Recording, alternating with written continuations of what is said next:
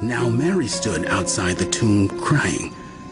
As she wept, she bent over to look into the tomb and saw two angels in white seated where Jesus' body had been, one at the head and the other at the foot.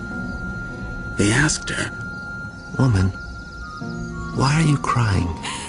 "They have taken my Lord away, and I don't know where they have put him." At this, she turned around and saw Jesus standing there, but she did not realize that it was Jesus. He asked her, "Woman, why are you crying? Who is it you are looking for?" Thinking he was the gardener, she said, "Sir, if you have carried him away, tell me where you have put him, and I will get him." Jesus said to her, "Mary." She turned toward him and cried out in Aramaic, "Rabboni!" which means teacher. Jesus said, "Do not hold on to me, for I have not yet ascended to the Father.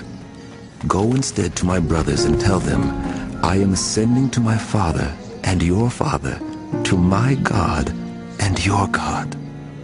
Mary Magdalene went to the disciples with the news.